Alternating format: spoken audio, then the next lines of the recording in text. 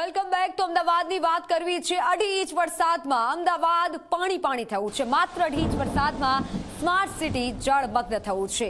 અને અમદાવાદની જે પરિસ્થિતિ છે, 2.5 ઇંચ વરસાદે અમદાવાદ એએમસીના પ્રી મોન્સૂન ડ્રેનેજની પોલ ખોલી નાખી છે. પ્રહલાદનગર અને એસજી હાઈવે પર દરિયા જેવા દ્રશ્યો. 2.5 ઇંચ વરસાદમાં અંડરપાસ બંધ કરવા પડ્યા છે. અમદાવાદમાં મેઘરાજાએ ધબધબાટી બોલાવી. અમદાવાદના અલગ અલગ વિસ્તારોમાં ભારે વરસાદ વરસી રહ્યો છે. ધોધમાર વરસાદના કારણે રસ્તા પાણી થયા છે. ધમાકેદાર વરસાદના કારણે રસ્તા પર પાણી ભરાયા છે. લોકોના ઘરોમાં પાણી ભરાવાની શરૂઆત થઈ ચૂકી છે. પહેલા રોડ રસ્તા પર પાણી ભરાયા હતા, હવે લોકોના ઘર સુધી આ પાણી પહોંચ્યું છે. નીચાણવાળા વિસ્તારોમાં લોકોના ઘરોમાં પાણી ભરાવાની શરૂઆત થઈ છે. દુકાનોમાં પણ પાણી ભરાવા લાગ્યા છે.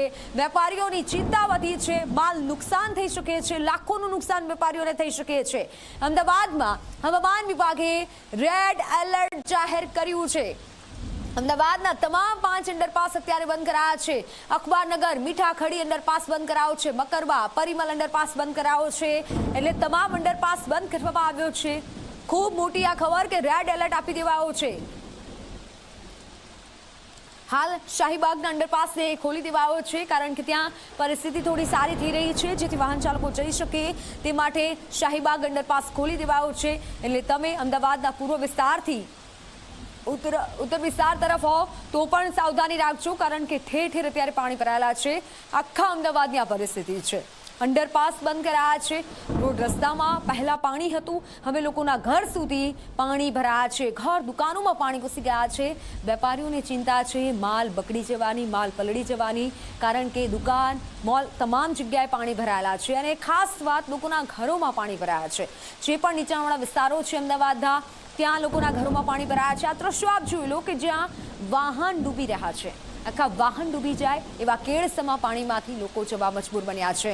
આનંદનગર વિસ્તારના દ્રશ્યો, સીમા હોલથી આનંદનગર વિસ્તાર, શ્યામલથી આનંદનગર વિસ્તાર કે જ્યાં પાણી ભરાયેલા છે. 4 રસ્તા પર જે પણ વિદ્યાર્થીઓ છે અથવા તો શાળા કોલેજે જે પણ લોકો જઈ રહ્યા છે અને ઓફિસે જઈ રહ્યા છે, તે લોકો અત્યારે મુશ્કેલીમાં મુકાયા છે. અને તે લોકો આવા પાણીમાંથી પસાર થઈ રહ્યા છે. ઘૂંટણસમા પાણીમાંથી ચાલીને જવા મજબૂર છે, કારણ કે વાહનો ખોટવાઈ ગયા છે.